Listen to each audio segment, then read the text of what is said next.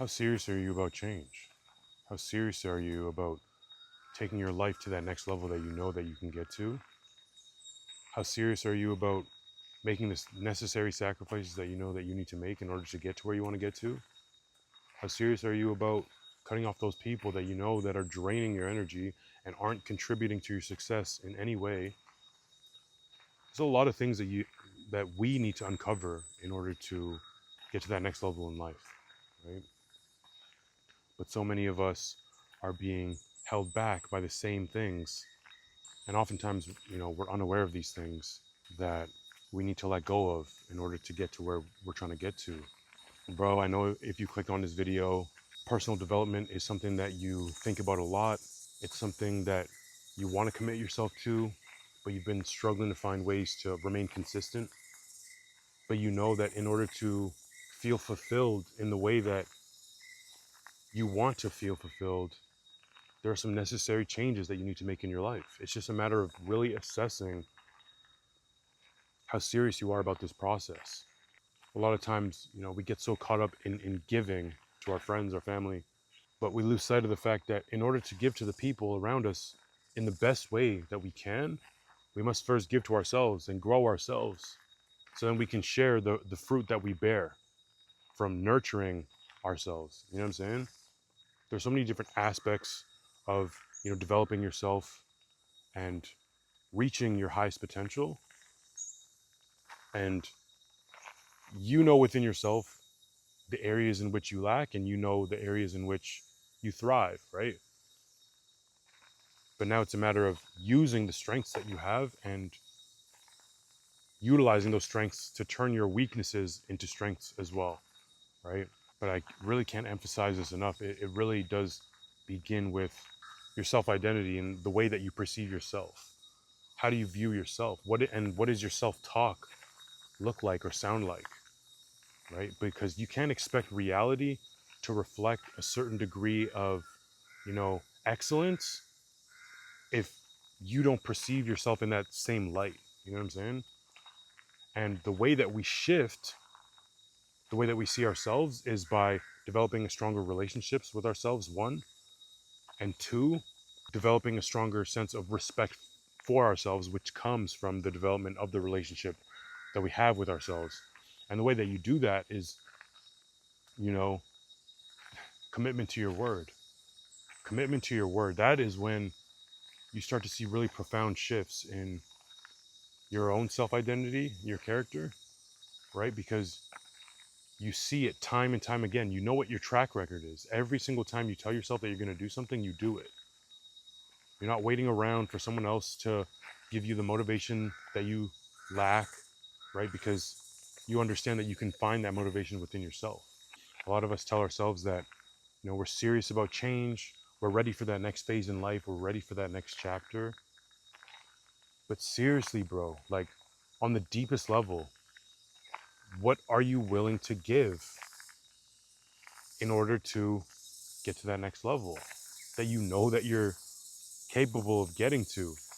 Because right now, if you're not where you want to be, there could be a multitude of reasons as to why you're not there. Because I'm telling you, bro, I know exactly how you feel. I've been in your position, wherein you're faced with nothing else but yourself, because you understand that there's nothing else in the way between you and your goals but you, right? Nothing. But there are so many distractions that we all have to like deal with, right? And some of us, some of us have to deal with these distractions, and these distractions become bigger battles than others. But it really is just a matter of being truthful with yourself and not feeling ashamed by any means, right?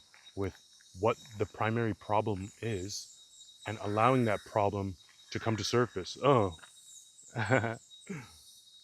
little butterfly. I don't know if y'all saw that. That's why I've always been such a huge advocate for just like bro, just get to nature.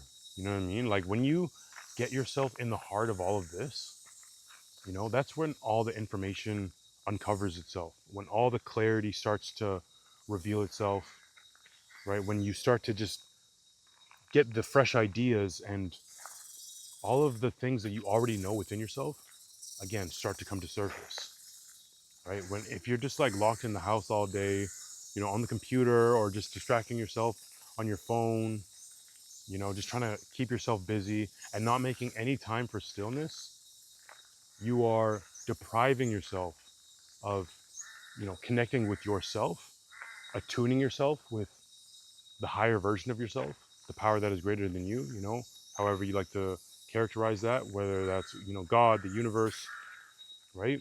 And in those moments is when the truth really starts to reveal itself.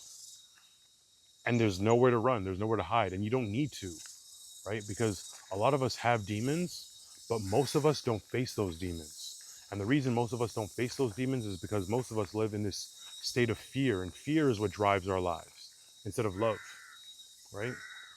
But when you make the time to be still and you make the time to come to nature, right? Everything becomes simple, right? The process is simple. It might not be easy, but it's simple, right? The process is very straightforward. You just need to reevaluate what your current life circumstances are, how far you've come, what it is that you're happy with, but the areas for improvement, and then what it is that you need to do in order to create the life that you desire. Are you just living your life for the likes of others? I know for the longest time in my life, man, like I was, you know, living my life in a way that would, make the people around me proud. But I wasn't living a life that I was excited to live every day. And that's when I knew I had to reevaluate what it was that I was doing. What was I investing my time into? Was it to nurture my own soul and spirit? Or was it to impress, old people from school that I'm not even like in touch with anymore, family, you know? There were so many things that I had to uncover and acknowledge to myself and make peace with, because those fears were there. Those fears existed and it was okay, right? But what wasn't okay was allowing those fears to control me and to influence my decisions. So the way that I went about eliminating that was, like I said, finding time to be still, particularly within nature, okay? Or, just during meditations regularly. But I think nature is even more, just astounding and peaceful. And you can really attune yourself to a higher degree, right? And just reflecting, it might be at a sunset, at a beach somewhere, or if you don't got no beaches around you, you could just sunset anywhere, top of a hill, or even just come into the forest like I am right now, and just allow, just exist, just be, right? Stop thinking so much, slow down your thinking, allow yourself to be completely present, and all of the demons will start to reveal themselves, and then you can make yourself intimate with these demons. And when I say intimate, it's being comfortable with the fact that they're there and it's okay. you know I think the reason most people you know put off facing their demons is because it's extremely uncomfortable. But you know during discomfort is when we grow the most. And if you can continue to find ways to seek the discomfort and look at it head on, you begin to realize that those fears aren't as big as your imagination has made them out to be.